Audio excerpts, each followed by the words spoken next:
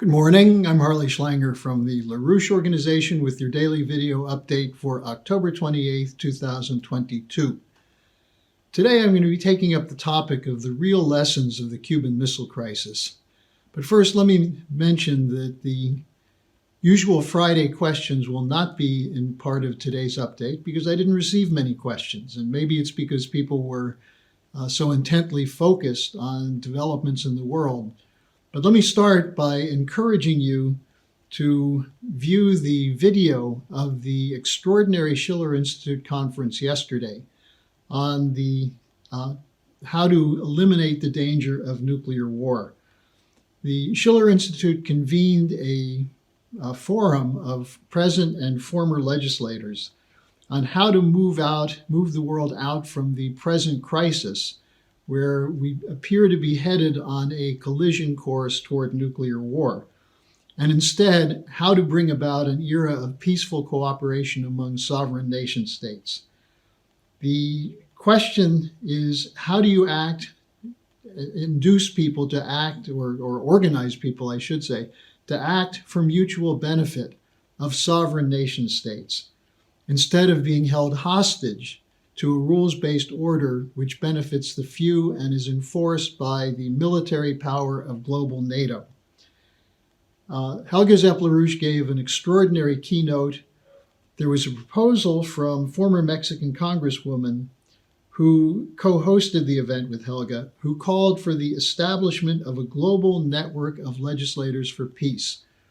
So I have a link at the bottom of the description section below, and I would encourage you to take the time to watch the deliberation. Now, on the Cuban Missile Crisis, I will be posting an article I just wrote on my blog page on the LaRouche Organization website titled "The Real Lessons of the Cuban Missile Crisis."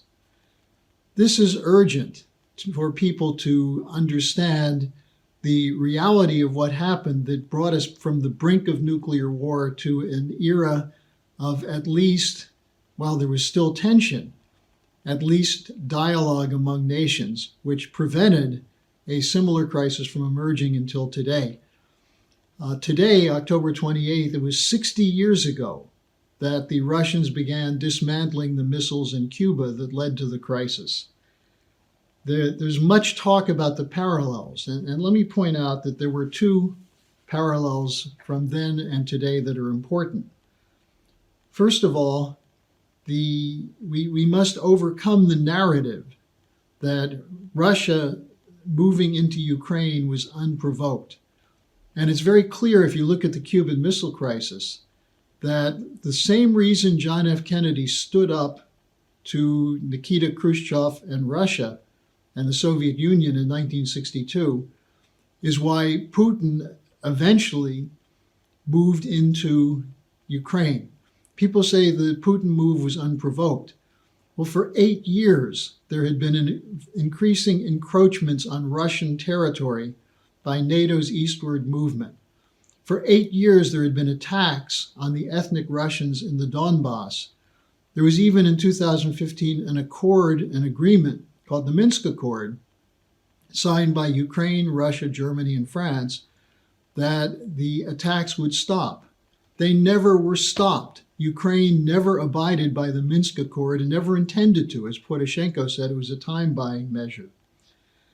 The best explanation of the nature of the Russian intervention, that it was provoked, comes from Ray McGovern, a former top Russian specialist at the CIA, who just reviewed the whole history of the situation, including the threat to Russian security that Putin and his advisors felt with having NATO weapons, including possible nuclear weapons, on the border of Russia.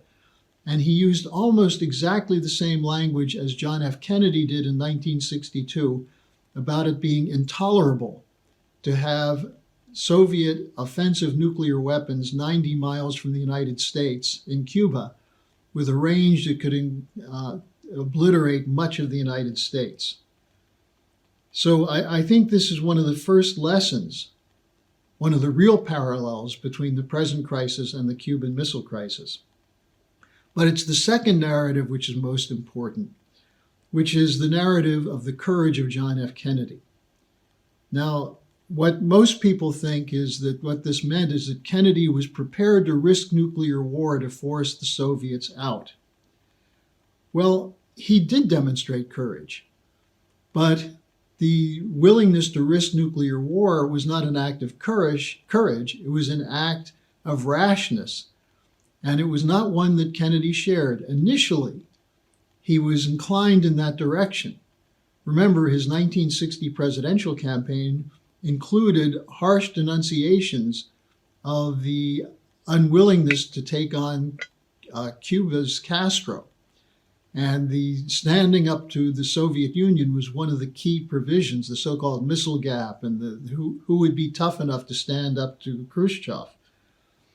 But the courage of Kennedy was that he stood up to the war hawks in the executive committee he convened, because those war hawks were prepared for and wanted war. They said we should invade Cuba, we should bomb the missile sites, we should risk nuclear war to get the Soviets out. Instead, Kennedy stood up to them, virtually alone. Now, at the same time, he had the courage to recognize that Khrushchev was under the same pressure from his hardline military, that Khrushchev was facing a situation in which the Soviet Union was being surrounded, that you had NATO troops on the borders of the Warsaw Pact, you had missiles being placed in Turkey, and for the Russians, this was seen as much a threat as the possibility of nuclear missiles placed by the Soviets in Cuba. That Khrushchev actually in his mind equated the missile placement in Cuba with the US Jupiter missiles that were placed in Turkey. Now, Kennedy realized that instead of threatening nuclear war, a way out must be, a way to save face must be available to Khrushchev. And so it was through a back-channel negotiation, which was run by his brother Robert Kennedy and Soviet ambassador to the United States Dobrynin, where they discussed the situation, and they discussed the danger of nuclear war, and they discussed the fact that each of their leaders was under pressure to not give in or not appear to give in. The word appeasement was on everybody's lips then. Don't appease Khrushchev. Now, the deal was then made when Khrushchev offered to remove the missiles from Cuba in return for a pledge from Kennedy that the U.S. would not invade Cuba or overthrow Castro, but also that the U.S. remove the missiles from Turkey so that Khrushchev could show something to his hardliners. Now, Kennedy agreed to this, but this was not made public for more than 25 years. Why? Well, because Kennedy did not want to appear to be, quote, appeasing, unquote, Khrushchev. But the reality is that without that part of the deal, it would never have worked. The line that was put out was that the U.S. willingness to go to war caused Khrushchev to blink. Khrushchev backed down.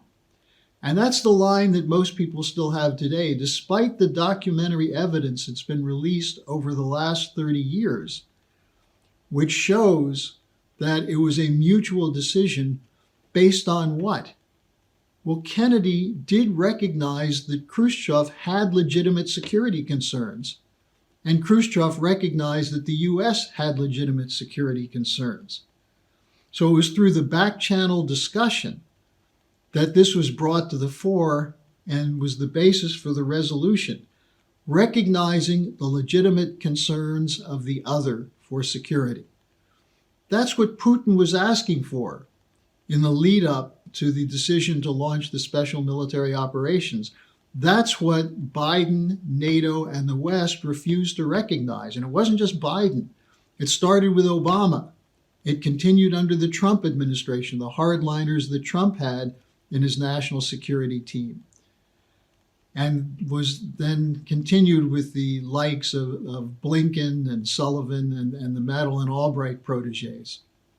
who are really Brzezinski proteges, who are really British thinkers. So this idea of non-appeasement is putting us again on the brink of nuclear war, not because Putin is threatening nuclear war, because he's not, but because we're very close to a situation where an accidental encounter could be misinterpreted and lead to exchange of nuclear missiles. And this is why the Russians brought up this question of the dirty bomb, because they did not want this to become an excuse for an exchange of nuclear weapons. And don't forget, Zelensky was the first one who brought up the idea that Ukraine needs nuclear weapons, which he brought up at the Munich conference last January. And it was Zelensky who asked for a preemptive strike against Russia.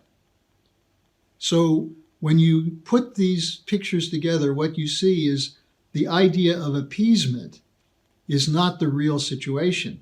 The idea of genuinely recognizing that other nations have legitimate security concerns and then making compromises to achieve those concerns, to rectify those concerns. That's not weakness. That's a sign of confidence, that you start in approaching another nation to recognize that they, like yourself, have legitimate concerns, and that unless you're sacrificing the principles of your nation to achieve a compromise is much better than a nuclear war.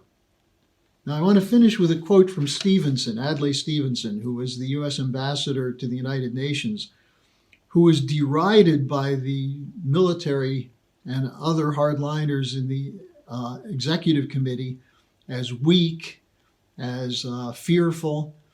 But Stevenson presented the case to the United Nations as to why Kennedy had to take a stand of putting a blockade, a quarantine on Cuba, and demanding that the Soviets remove the weapons. And what Kennedy saw in that was a courage that he didn't know was there in Stevenson.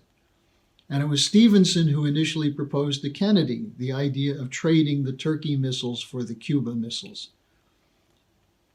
As I said, Stevenson was derided during that time and up to this current day. But there's a quote from him which I think is highly relevant today and ought to be thought about when people are looking at the situation in Ukraine, especially with the war hawks, the arrogant war hawks in the Congress spouting off about the need to declare Russia a terrorist state and to be prepared to send U.S. troops to war in Ukraine. Here's what Stevenson said in an interview with Time magazine. Quote, "We seem to be living in an era when anyone who is for war is a hero and anyone who is for peace is a bum," unquote. Thinking about this situation, the parallels today in 1962 in Cuba, I think it's unmistakable that today we need more bums and less arrogant heroes if we're going to get out of this crisis. So thanks for joining me today. Be sure to watch the video that's linked below and to spread this around as widely as possible.